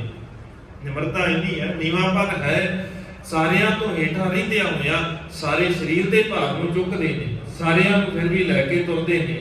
ਆਪ ਗਵਾਏ ਨਸੀਬ ਨਸੀਬੀ, ਆਪਣੇ ਆਪ ਨੂੰ ਗਵਾ ਕੇ ਬੈਠੇ। ਜੇ ਸੁੱਖ ਮੰਨਣਾ ਹੈ ਤੇ ਫਿਰ ਇਹੀ ਇੱਕ ਤਰੀਕਾ ਹੈ। ਇਹੀ ਇੱਕ ਤਰੀਕਾ ਹੈ ਕਿ ਆਪਣੇ ਆਪ ਨੂੰ ਸਾਰਿਆਂ ਤੋਂ ਨੀਵੇਂ ਮੰਨ ਕੇ ਤੁਰ। ਆਪਣੇ ਆਪ ਨੂੰ ਨੀਵਾਂ ਮੰਨ, ਆਪਣੇ ਅੰਦਰ ਨਿਮਰਤਾ ਲੈ ਕੇ ਆ। ਜਦੋਂ ਤੱਕ ਨਿਮਰਤਾ ਨਹੀਂ, ਇਹ ਵਿਕਾਰ ਸਾਨੂੰ ਛੱਡਦੇ ਨਹੀਂ ਹੈ, ਕਿਉਂਕਿ ਇਹੀ ਇੱਕ ਤਰੀਕਾ ਹੈ ਬਚਨ ਦਾ। ਕੱਲ ਵੀ ਪਾਵਨ ਸ਼ਬਦ ਦਾ ਜਿਹੜਾ ਭਾਵ ਸੀ ਸਾਂਝਾ ਕੀਤਾ ਸੀ, ਮਾਲਕ ਨੇ ਜੋ ਸ਼ਬਦ ਬਖਸ਼ਿਸ਼ ਕੀਤਾ ਸਾਨੂੰ, ਇਹੀ ਇੱਕ ਤਰੀਕਾ ਹੈ ਨਾ, ਨਿਮਰਤਾ ਹੀ ਇੱਕ ਤਰੀਕਾ ਹੈ। ਗਰੀਬੀ ਗਦਾ ਹਮਾਰੀ ਖੰਨਾ ਰੇਨ, ਸਗਲ ਸ਼ਾਰੀ ਤੇ ਸਾਗੈ ਕੋ ਨਾ ਟਿਕਿਆ ਵਿਕਾਰੀ। ਇਹੀ ਇੱਕ ਤਰੀਕਾ ਹੈ ਜਿਹਦੇ ਅੱਗੇ ਕੋਈ ਵਿਕਾਰ ਟਿਕਦਾ ਨਹੀਂ ਹੈ, ਕਿਉਂਕਿ ਵਿਕਾਰਾਂ ਦਾ ਤੇ ਅੱਗੇ ਢੇਰ ਲੱਗਾ ਹੈ ਨਾ, ਸਮੂਹ ਖੜੇ ਹੋਏ ਨੇ। ਸਤਿਗੁਰੂ ਕਹਿੰਦੇ ਸਮੂਹ ਹੈ, ਗਰੁੱਪ ਬਣਿਆ ਹੋਇਆ ਪੂਰਾ ਇਹਨਾਂ ਦਾ। ਕੋਈ ਕੱਲਾ ਕੱਲਾ ਥੋੜੀ ਨਾ ਤੇਰੇ ਕੋਲ, ਬਾਕੀਆਂ ਦੇ ਅੰਦਰ ਕੱਲਾ ਕੱਲਾ ਸੀ, ਪਰ ਤੇਰੇ ਅੰਦਰ ਤੇ ਇਹ ਸਮੂਹ ਹੈ, ਇਹਨਾਂ ਦਾ ਗਰੁੱਪ ਬਣਿਆ ਹੋਇਆ, ਇਕੱਠੇ ਹੀ ਨੇ ਸਾਰੇ। ਜਿਹੜੀ ਗੱਲ ਸਤਿਗੁਰੂ ਪਾਵਨ ਬਾਣੀ ਦੇ ਅੰਦਰ ਕਰਦੇ ਨੇ, ਮਾਲਕ ਕਹਿੰਦੇ ਦੇਖ ਤੇਰੇ ਹਿਰਦੇ ਦੇ ਅੰਦਰ ਵੀ ਪੰਜ ਨੇ, ਔਰ ਪੰਜੇ ਤੰਗ ਕਰਨ ਵਾਲੇ ਨੇ। ਕੋਈ ਵੀ ਐਸਾ ਨਹੀਂ ਹੈ ਜਿਹੜਾ ਤੈਨੂੰ ਪ੍ਰਸਾਦ ਦੇ ਸਕੇ। ਜਦੋਂ ਤੱਕ ਤੂੰ ਇਹਨਾਂ ਨੂੰ ਵਸ ਨਹੀਂ ਕਰਦਾ, ਉਦੋਂ ਤੱਕ ਇਹ ਖਰਾਬ ਹੀ ਕਰਨਗੇ। ਸਤਿਗੁਰੂ ਕਹਿੰਦੇ ਆਗੈ ਜਮ ਦਲ ਬਿਖਮ ਘਨਾ। ਜਮਾਂ ਦਾ ਦਲ, ਵਿਕਾਰਾਂ ਦਾ ਦਲ ਅੱਗੇ ਬੜਾ ਬਿਖਮ ਹੈ, ਕਠਨ ਹੈ। ਇਕੱਠਾ ਹੋ ਕੇ ਉਹ ਸਾਰੇ ਇਕੱਠੇ ਬੈਠੇ ਨੇ। ਅਵਰ ਪੰਚ ਹਮ ਏਕ ਜਨਾ, ਕਿਉਂ ਰਾਖੋਂ ਕਰ ਬਾਰ ਮਨਾ। ਮਾਰੈ ਲੂਟੈ ਨੀਤ ਨੀਤ ਕਿਸਾਗੈ ਕਰੀ ਪੁਕਾਰ। ਕਿਹਦੇ ਅੱਗੇ ਫਿਰ ਪੁਕਾਰ ਕੀਤੀ ਜਾਵੇ? ਤੇ ਸਤਿਗੁਰੂ ਕਹਿੰਦੇ ਫਿਰ ਇੱਕ ਤਰੀਕਾ ਹੈ, ਸ਼੍ਰੀ ਰਾਮ ਨਾਮਾ ਉਚਰ। ਰੱਬ ਜੀ ਦਾ ਨਾਮ ਜਪਿਆ ਕਰ। ਜੇ ਨਾ ਜਪੇਗਾ ਨਾ, ਇਹੀ ਇੱਕ ਬਚਨ ਦਾ ਤਰੀਕਾ ਹੈ। ਤੇ ਜੇ ਇਹ ਨਾਮ ਨਾ ਜਪਿਆ ਤੇ ਸਤਿਗੁਰੂ ਕਹਿੰਦੇ ਫਿਰ ਅੱਗੇ ਦੇਖੀ, ਖਿਆਲ ਕਰੀ ਆਗੈ ਜਮ ਦਲ ਵੇਖਮ ਕਰਨਾ। ਅੱਗੇ ਜਮਾਂ ਦਾ ਦਲ ਹੈ, ਵਿਕਾਰਾਂ ਦਾ ਦਲ ਹੈ। ਮਰਨ ਤੋਂ ਬਾਅਦ ਨਹੀਂ ਕਿਤੇ ਜਮਾਂ ਦਾ ਦਲ ਇਕੱਠਾ ਕਦੇ ਬੈਠਾ ਸਾਨੂੰ ਉਡੀਕਦਾ। ਪਹਿਲਾਂ ਇਹਨਾਂ ਤੋਂ ਤੇ ਮੁਕਤੀ ਪਾ ਲਈਏ, ਇਹਨਾਂ ਤੋਂ ਤੇ ਬਚ ਲਈਏ। ਇਹਨਾਂ ਤੋਂ ਜ਼ਿਆਦਾ ਤੰਗ ਤਾਂ ਨਹੀਂ ਕਰਨਗੇ, ਹੋ ਸਕਦਾ, ਮੈਨੂੰ ਨਹੀਂ ਲੱਗਦਾ। ਅੱਜ ਤੇ ਤੰਗ ਹੈ ਨਾ, ਮਨ ਤੇ ਅੱਜ ਹੀ ਨਹੀਂ ਕਦੇ ਟਿਕਿਆ। ਅੱਜ ਹੀ ਸਵਾਦ ਮਾੜੇ ਪਏ ਨੇ, ਆਦਤਾਂ ਮਾੜੀਆਂ ਨੇ। ਅੱਜ ਨੂੰ ਤੇ ਸਵਾਰ ਲਈਏ। ਜਿਸ ਬੱਚੇ ਨੇ ਅੱਜ ਸਵਾਰ ਲਿਆ, ਜਿਸ ਬੱਚੇ ਨੇ ਅੱਜ ਦੀ ਪੜ੍ਹਾਈ ਚੰਗੀ ਕਰ ਲਈ, ਉਹਨੂੰ ਰਿਜ਼ਲਟ ਦੀ ਕੋਈ ਫਿਕਰ ਨਹੀਂ ਰਹਿੰਦੀ। ਉਹਨੂੰ ਨਹੀਂ ਡਰ ਹੁੰਦਾ ਵੀ ਪੇਪਰ ਆਉਣੇ ਨੇ। ਡਰ ਉਹਨਾਂ ਨੂੰ ਹੈ ਜਿਨ੍ਹਾਂ ਨੇ ਸਾਰਾ ਸਾਲ ਪੜ੍ਹਾਈ ਨਹੀਂ ਕੀਤੀ। ਜਿਹਨੇ ਸਾਰਾ ਸਾਲ ਵਧੀਆ ਮਿਹਨਤ ਕੀਤੀ ਹੋਵੇ, ਉਹ ਕਹਿੰਦਾ ਕੋਈ ਗੱਲ ਨਹੀਂ, ਪਰਵਾਹ ਕੋਈ ਨਹੀਂ ਹੈ। ਸਵੇਰੇ ਕਲਾਸ ਦੇ ਅੰਦਰ ਪਹੁੰਚਦੇ ਆਂ, ਅੱਜ ਦੱਸਿਆ ਹੋਵੇ ਨਾ ਟੀਚਰ ਨੇ ਵੀ ਭਾਈ ਕੱਲ ਨੂੰ ਤੇਰਾ ਟੈਸਟ ਹੋਣਾ ਹੈ, ਇਸ ਕਲਾਸ ਦਾ, ਇਸ ਵਿਸ਼ੇ ਦਾ, ਇਸ ਟੌਪਿਕ ਦਾ ਮੈਂ ਟੈਸਟ ਲੈਣਾ ਹੈ। ਤੇ ਜਿਹੜੇ ਤੇ ਨਲਾਇਕ ਬੱਚੇ ਨੇ, ਜਿਨ੍ਹਾਂ ਨੇ ਤੇ ਪੜ੍ਹਿਆ ਨਹੀਂ, ਜਿਨ੍ਹਾਂ ਨੇ ਮਿਹਨਤ ਨਹੀਂ ਕੀਤੀ, ਉਹ ਕੀ ਕਰਦੇ ਨੇ? ਮੂੰਹ ਲੁਕਾਉਂਦੇ ਨੇ। ਪਿੱਛੇ ਬੈਠ ਕੇ ਉਹਨਾਂ ਨੇ ਮੂੰਹ ਲੁਕਾਉਣਾ ਹੁੰਦਾ ਵੀ ਕਿਤੇ ਇਹ ਨਾ ਹੋਵੇ ਵੀ ਸਾਡੀ ਸ਼ਕਲ ਦੇਖ ਕੇ ਚੇਤਾ ਆ ਜਾਵੇ ਵੀ ਟੈਸਟ ਲੈਣਾ ਹੈ। ਤੇ ਜਿਨ੍ਹਾਂ ਨੇ ਤਿਆਰੀ ਕੀਤੀ ਹੈ, ਪੜ੍ਹੇ ਨੇ, ਉਹ ਕੀ ਕਹਿੰਦੇ ਨੇ? ਉਹ ਜਾ ਕੇ ਆਪ ਚੇਤਾ ਕਰਦੇ। ਜੇ ਚੇਤਾ ਭੁੱਲ ਜਾਵੇ ਨਾ ਕਿਤੇ ਅਧਿਆਪਕ ਨੂੰ, ਟੀਚਰ ਨੂੰ ਚੇਤਾ ਭੁੱਲ ਜਾਵੇ 5-7-10 ਮਿੰਟ ਨਿਕਲ ਜਾਣ, ਉਹ ਕਹਿ ਦੇਣਗੇ ਨਾਲ ਹੀ ਸਰ ਜੀ ਅੱਜ ਟੈਸਟ ਲੈਣਾ ਸੀ, ਤੁਸੀਂ ਕੱਲ ਕਿਹਾ ਸੀ, ਕਿਉਂਕਿ ਤਿਆਰੀ ਕੀਤੀ। ਉਹਨਾਂ ਨੂੰ ਡਰ ਨਹੀਂ ਹੈ, ਡਰ ਉਹਨਾਂ ਨੂੰ ਹੈ ਜਿਨ੍ਹਾਂ ਨੇ ਤਿਆਰੀ ਨਹੀਂ ਕੀਤੀ। ਬਾਅਦ ਦੀ ਗੱਲ ਤੇ ਬਾਅਦ ਦੀ ਗੱਲ। ਸਤਿਗੁਰੂ ਕਹਿੰਦੇ ਅੱਜ ਸਵਾਰ, ਜੇ ਤੂੰ ਅੱਜ ਸਵਾਰ ਲਿਆ ਤੇ ਕੱਲ ਆਪੇ ਹੀ ਚੰਗਾ ਹੋ ਜਾਏਗਾ। ਅੱਗੋਂ ਦੇ ਜਾ ਚੇਤੀ ਆ ਤਾਂ ਕਾਇਤ ਮਿਲੈ ਸਜਾਏ। ਜੇ ਪਹਿਲੋਂ ਤੋਂ ਹੀ ਚੇਤ ਜਾਵੇਂ, ਸਿਆਣਾ ਹੋ ਜਾਵੇ, ਤਿਆਰੀ ਕਰ ਲਵੇ, ਫਿਰ ਕੱਲ ਨੂੰ ਤੈਨੂੰ ਸਜ਼ਾ ਕੌਣ ਦੇ ਸਕਦਾ ਹੈ? ਕਦੇ ਵੀ ਸਜ਼ਾ ਨਹੀਂ ਮਿਲੇਗੀ। ਸਜ਼ਾ ਉਹਨਾਂ ਨੂੰ ਮਿਲਦੀ ਹੈ ਜਿਨ੍ਹਾਂ ਦੇ ਅੰਦਰ ਇਹ ਰੋਗ ਹੈ। ਤੇ ਸਤਿਗੁਰੂ ਕਹਿੰਦੇ ਰੋਗ ਕੱਟਣ ਦਾ ਇੱਕੋ ਹੀ ਤਰੀਕਾ ਹੈ, ਉਹ ਹੈ ਪੈਰਾਂ ਵਾਲਾ ਸੁਭਾਅ, ਨਿਮਰਤਾ ਵਾਲਾ ਸੁਭਾਅ, ਨੀਵਾਂਪਨ ਹਿਰਦੇ ਦੇ ਅੰਦਰ ਧਾਰਨ ਕਰ। ਹਉਮੈ ਰੋਗ ਮਿਟਾਏਂਦਾ, ਸਤਿਗੁਰ ਪੂਰਾ ਕਰੇ ਤਬੀਬੀ। ਹਉਮੈ ਰੋਗ ਮਿਟਾਏਂਦਾ, ਆਪਣੇ ਹਿਰਦੇ ਦੇ ਅੰਦਰੋਂ ਹਉਮੈ ਦਾ ਰੋਗ ਖਤਮ ਕਰ ਲੈਂਦਾ। ਆਪ ਗਵਾਈਆ ਤਾਂ ਸ਼ਹਿ ਪਾਈਆ, ਔਰ ਕੈਸੀ ਚਤੁਰਾਈ, ਹੋਰ ਕੋਈ ਚਤੁਰਾਈ ਨਹੀਂ। ਗੁਰੂ ਨੂੰ ਮਿਲਣ ਦਾ ਇੱਕੋ ਹੀ ਇੱਕ ਤਰੀਕਾ ਹੈ, ਆਪ ਗਵਾਈਏ, ਹਉਮੈ ਛੱਡ ਦੇ। ਮੈਂ ਵੱਡਾ, ਮੈਂ ਸਿਆਣਾ, ਮੇਰੇ ਤੋਂ ਸਿਆਣਾ ਕੋਈ ਨਹੀਂ ਹੈ, ਜੋ ਮੈਂ ਕਹਿ ਦਿੱਤਾ ਉਹ ਹੀ ਅਖੀਰਲਾ ਸੱਚ ਹੈ। ਜਦੋਂ ਤੱਕ ਇਹ ਭਾਵਨਾ ਹੈ, ਸਤਿਗੁਰੂ ਕਹਿੰਦੇ ਉਦੋਂ ਤੱਕ ਧੱਕੇ ਹੀ ਖਾਏਗਾ, ਉਦੋਂ ਤੱਕ ਮਨ ਨਹੀਂ ਟਿਕ ਸਕਦਾ। ਮਨ ਦੌੜਦਾ, ਹਾਂ ਕਈ ਵਾਰ ਭੁਲੇਖਾ ਪੈ ਜਾਂਦਾ ਹੈ ਸਾਨੂੰ ਕਿ ਮੈਂ ਬਹੁਤ ਸਿਆਣਾ, ਕਈ ਵਾਰ ਲੱਗਦਾ ਹੈ ਕਿ ਮੇਰੀ ਬਹੁਤ ਚੱਲਦੀ ਹੈ। ਸਤਿਗੁਰੂ ਕਹਿੰਦੇ ਜੇ ਇਦਾਂ ਹੀ ਚਲਾਉਣੀ ਹੈ ਨਾ, ਹੁਕਮ ਕੀਏ ਮਨ ਭਾਉਂਦੇ, ਰਾਹ ਭੀੜਾ ਅੱਗੇ ਜਾਵਣਾ ਨੰਗਾ, ਦੋਜ਼ਖ ਚੱਲਿਆ ਤਾਂ ਦਿਸੈ ਖਰਾ ਡਰਾਵਣਾ, ਕਰ ਔਗਣ ਪਛੋਤਾਵਣਾ। ਆਪਣੇ ਹਉਮੈ ਦੇ ਵਿੱਚ ਲੈ ਲੈ ਕੇ ਹੁਕਮ ਸੁਣਾਉਂਦਾ ਹੈ ਨਾ, ਤੇ ਸਤਿਗੁਰੂ ਕਹਿੰਦੇ ਤੰਗ ਹੀ ਹੋਏਗਾ। ਇਹ ਨਹੀਂ ਵੀ ਤੂੰ ਸੁਖੀ ਹੋ ਸਕਦਾ, ਹਉਮੈ ਦੇ ਵਿੱਚ ਹੈ ਨਾ। ਹਉਮੈ ਰੋਗ ਹੀ ਏਦਾਂ ਦਾ ਹੈ। ਸਤਿਗੁਰੂ ਕਹਿੰਦੇ ਇਹ ਹਉਮੈ ਦਾ ਰੋਗ ਏਦਾਂ ਦਾ ਹੈ, ਮਨੁੱਖ ਨੂੰ ਪਤਾ ਹੀ ਨਹੀਂ ਲੱਗਦਾ ਕਿ ਮੈਂ ਹਉਮੈ ਦੇ ਰੋਗ ਦੇ ਵਿੱਚ ਹਾਂ। ਇਹ ਰੋਗ ਹੀ ਏਦਾਂ ਦਾ ਹੈ। ਸਰੀਰ ਦਾ ਕੋਈ ਰੋਗ ਲੱਗਾ ਹੋਵੇ, ਮਨੁੱਖ ਨੂੰ ਪਤਾ ਲੱਗ ਜਾਂਦਾ ਹੈ ਕਿ ਅੱਜ ਸਰੀਰ ਠੀਕ ਨਹੀਂ ਹੈ, ਜਗ੍ਹਾ ਤੋਂ ਹਿੱਲਿਆ ਹੋਇਆ ਹੈ, ਕਿ ਕੁਝ ਨਾ ਕੁਝ ਕਮੀ ਹੈਗੀ ਹੈ, ਸੈੱਟ ਨਹੀਂ ਹੈ। ਬਾਕੀ ਕੋਈ ਰੋਗ ਲੱਗਾ ਹੋਵੇ, ਮਨੁੱਖ ਨੂੰ ਪਤਾ ਲੱਗ ਜਾਂਦਾ। ਕ੍ਰੋਧ ਦਾ ਰੋਗ ਲੱਗਾ ਹੋਵੇ, ਮਨੁੱਖ ਜਿੰਨਾ ਚਿਰ ਤੱਕ ਕ੍ਰੋਧ ਕਰਦਾ ਹੈ, ਥੋੜੇ ਸਮੇਂ ਬਾਅਦ ਉਹ ਮੰਨ ਲੈਂਦਾ ਹੈ ਕਿ ਹਾਂ ਮੇਰੇ ਅੰਦਰ ਔਗਣ ਹੈਗਾ, ਮੈਨੂੰ ਗੁੱਸਾ ਬਹੁਤ ਹੁੰਦਾ। ਲਾਲਚੀ ਹੋਵੇ ਨਾ ਮਨੁੱਖ, ਉਹ ਕਿਸੇ ਨੂੰ ਦੱਸੇ ਤੇ ਭਾਵੇਂ ਨਾ ਦੱਸੇ, ਪਰ ਆਪ ਮੰਨ ਲੈਂਦਾ ਹੈ ਕਿ ਮੈਂ ਲਾਲਚੀ ਹਾਂ, ਕਿਸੇ ਨੂੰ ਭਾਵੇਂ ਨਾ ਦੱਸੇ। ਹੋਰ ਜਿਵੇਂ ਮਾੜੇ ਔਗਣ ਨੇ ਮਨੁੱਖ ਮੰਨ ਲੈਂਦਾ ਹੈ, ਪਰ ਜੇ ਹਉਮੈ ਹੋਵੇ ਨਾ, ਤੇ ਬਹੁਤੀ ਵਾਰ ਮਨੁੱਖ ਆਪਣੇ ਆਪ ਨਾਲ ਵੀ ਝੂਠ ਬੋਲੀ ਜਾਂਦਾ। ਮੈਂ ਕਿੱਥੇ ਹਉਮੈ ਕਰਦਾ, ਮੈਂ ਥੋੜਾ ਕੁਝ ਕਿਹਾ ਸੀ, ਮੈਂ ਤੇ ਸੱਚ ਹੀ ਬੋਲਿਆ ਸੀ। ਉਹ ਆਪਣੇ ਹਉਮੈ ਦੇ ਰੂਪ ਨੂੰ ਸੱਚ ਬਿਆਨ ਕਰਨ ਲੱਗ ਜਾਂਦਾ ਹੈ, ਉਹ ਆਪਣੇ ਆਪ ਨਾਲ ਹੀ ਝੂਠ ਬੋਲਦਾ ਹੈ। ਕਈ ਵਾਰ ਮਨੁੱਖ ਦਾ ਸੁਭਾਅ ਇਦਾਂ ਦਾ ਹੋ ਜਾਂਦਾ। ਤੇ ਸਤਿਗੁਰੂ ਕਹਿੰਦੇ ਇਸੇ ਤੋਂ ਬਚਣਾ ਹੈ, ਕਿਉਂਕਿ ਇਹ ਸਾਰੇ ਪਾਪਾਂ ਦਾ ਮੂਲ ਹੈ, ਸਾਰੇ ਔਗਣਾਂ ਦਾ ਮੂਲ ਇਹ ਹੰਕਾਰ ਹੈ। ਪਾਵਨ ਬਾਣੀ ਦੇ ਅੰਦਰ, ਸਹਿਸਕ੍ਰਿਤੀ ਦੇ ਅੰਦਰ ਧੰਨ ਗੁਰੂ ਅਰਜਨ ਸਾਹਿਬ ਮਹਾਰਾਜ ਸੱਚੇ ਪਾਤਸ਼ਾਹ ਨੇ ਇਹ ਸ਼ਲੋਕ ਲੜੀਵਾਰ ਬਖਸ਼ਿਸ਼ ਕੀਤੇ ਨੇ, ਜਿਨ੍ਹਾਂ ਦੇ ਵਿੱਚ ਸਤਿਗੁਰੂ ਹੰਕਾਰ ਦੀ ਗੱਲ ਕਰਦਿਆਂ ਕਹਿੰਦੇ ਇਹ ਹੰਕਾਰਨ ਮੂਲਨ ਪਾਪ ਆਤਮਾ, ਮੂਲ ਹੈ ਤੂੰ ਪਾਪਾਂ ਵਾਲੇ ਸੁਭਾਅ ਦਾ। ਜਦੋਂ ਤੱਕ ਇਹ ਹੰਕਾਰ ਹੈ, ਸਤਿਗੁਰੂ ਕਹਿੰਦੇ ਇਹ ਸੁਭਾਅ ਨਹੀਂ ਬਦਲੇਗਾ, ਤੇ ਇਹਨੂੰ ਬਦਲਣ ਦਾ ਇੱਕੋ ਹੀ ਤਰੀਕਾ ਹੈ, ਹਉਮੈ ਰੋਗ ਮਿਟਾਏ ਦਾ। ਕੌਣ ਮਿਟਾਏਗਾ? ਸਤਿਗੁਰ ਪੂਰਾ ਕਰੈ ਤਬੀਬੀ। ਉਹ ਗੁਰੂ ਪੂਰਾ ਇਸ ਰੋਗ ਨੂੰ ਮਿਟਾ ਦਿੰਦਾ ਹੈ। ਗੁਰੂ ਪੂਰੇ ਦੇ ਅੰਦਰ ਇਹ ਸਮਰੱਥਾ ਹੈ ਵੀ ਉਹ ਹਉਮੈ ਦੇ ਰੋਗ ਨੂੰ ਕੱਟ ਸਕਦਾ ਹੈ। ਮੈਰੀ ਪੈਰਹਿ ਰਾਸ ਕਰ, ਗੁਰ ਸਿੱਖ ਸੁਣਾ, ਗੁਰ ਸਿੱਖ ਮਨੀਬੀ। ਗੁਰੂ ਦੇ ਚਰਨਾਂ ਦੇ ਅੰਦਰ ਟਿਕ ਕਰਕੇ ਉਹ ਰਹਿਰਾਸ, ਰਾਹ ਦੀ ਪੂੰਜੀ ਬਾਣੀ ਨੂੰ ਪੜ੍ਹਦਾ ਹੈ, ਕਿਉਂਕਿ ਰਹਿਰਾਸ ਦੀ ਅਸਲ ਦੇ ਵਿੱਚ ਹਰ ਕੀਰਤ ਹਮਰੀ ਰਹਿਰਾਸ। ਰੱਬ ਜੀ ਦੀ ਸਿਫਤ ਸਲਾਹ ਕਰਨੀ, ਰੱਬ ਜੀ ਦੀ ਉਸਤਤ ਕਰਨੀ, ਇਹ ਸਾਡੇ ਰਾਹ ਦੀ ਪੂੰਜੀ ਹੈ। ਜਿੱਥੇ ਸਾਡੇ ਅੰਦਰ ਇਹ ਵਿਕਾਰ ਨੇ, ਇਹਨਾਂ ਵਿਕਾਰਾਂ ਤੋਂ ਬਚਣ ਵਾਸਤੇ ਇਹੀ ਇੱਕ ਤਰੀਕਾ ਹੈ, ਇਹੀ ਇੱਕ ਸਾਡੇ ਕੋਲ ਬਖਸ਼ਿਸ਼ ਹੈ ਗੁਰੂ ਦੀ, ਵੀ ਰੱਬ ਜੀ ਦੀ ਸਿਫਤ ਸਲਾਹ ਦੇ ਨਾਲ ਅਸੀਂ ਆਪਣੇ ਅੰਦਰ ਦੇ ਟਿਕਾਅ ਨੂੰ, ਸੁਭਾਅ ਨੂੰ ਬਦਲ ਸਕਦੇ ਹਾਂ। ਜਦੋਂ ਤੱਕ ਬਾਣੀ ਦੀ ਸੋਝੀ ਨਹੀਂ ਹੈ, ਬਾਣੀ ਦੀ ਤਾਕਤ, ਬਾਣੀ ਦਾ ਖਜ਼ਾਨਾ ਸਾਡੇ ਕੋਲ ਨਹੀਂ ਹੈ, ਉਦੋਂ ਤੱਕ ਸਾਡੇ ਅੰਦਰ ਇਹ ਟਿਕਾਅ ਨਹੀਂ ਆ ਸਕਦਾ।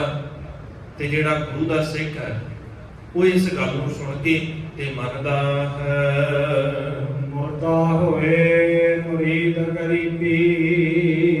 ਭਾਈ ਗੁਰਦਾਸ ਜੀ कहते सुभाव है। मुरीद है, सेवक बनना है, ते शर्त है मुर्दा होए मुरीद गरीबी। निमरता होनी चाहिए है तां मुरीद बन सकता है। अपने आप को खत्म करके आवी गुरु दे कोल फिर तू सेवक बन सकता है। नहीं तो जिन्ने मर्जी दावे करी जा मैं सेवक हाँ, मैं अपने अंदर नीवापन लैके आ गया। जे सचमुच नहीं लैके आया फिर कहण दीयां गल्लां ने ते कहण दे नाल कुछ प्राप्ति नहीं, क्योंकि कहण दे नाल ते बड़े ने ना गल्ली असीं चंगीआं आचारी बुरीआं मनो कुसुदा कालियां बाहर चिटवियां। बाहरों ते चिट्टे चिट्टे गल्लां चिट्टियां चिट्टियां अंदर अंदर ते कालापन है ना, अंदर ते माड़ा सुभाव है ना। ते सतगुरु कहते फिर अंदर की गल है। गुरु ने ते अंदर देखना है, क्योंकि अंदरों देखना उन्हें तेरा बाहर ही नहीं देखना। ना उन्हें पहरावा देखना है, ना तेरी उन्हें कली जुबान देखनी है भी बोलन का ढंग कितना को मिठा है, ना उन्हें बाहर का तेरा पहरावा देखना है। उन्हें देखना है अंदर की है। ते जे अंदर कालापन है ना, अंदर माड़ा सुभाव है, अंदर दूजियां का माड़ा ही सोचण का सुभाव बनया होया है, माड़े औगण ही देखण का सुभाव बनया है, ते सतगुरु कहते फिर तेरे उत्ते बख्शिश नहीं हो सकती। तू किते भुलेखे च ना सतगुरु रहमत कर देन, साडे अंदर टिका गुरु का सिद्धांत बख्श देन, ताकि गुरु महाराज के उत्ते चलदियां होइयां गुरु चरणां दे अंदर प्रवान हो सकीए। विचारा करदियां होइयां बेअंत भुलां दी खिमा। बुलाओ जी फतेह। आखो जी वाहिगुरू जी का खालसा वाहिगुरू जी की फतेह। राम कली महला तीजा नादिक ओंकार सतगुर प्रसाद। आनंद वया मेरी माए सतगुरु मैं पाया। सतगुर ता पाया सहज सिद्धि मन वजियां वाधाइयां। राग रतन परवार भरियां शब्द गावण आइयां। शब्दों तंगावो हरि के नाम अंजनी वसाया। कह नानक आनंद हुआ सतगुरु मैं पाया। ए मन मेरे आ तू सदा रघुबर नाले। हर नाम रो तू मन मेरे दुख सब सारना। अंगीकार करे तेरा कर सब सवारना। सबना गला समरा स्वामी सोग मनो विसारे। कह नानक मन मेरे सदा रघुबर नाले। साचे साहिबा क्या नहीं कर तेरा करता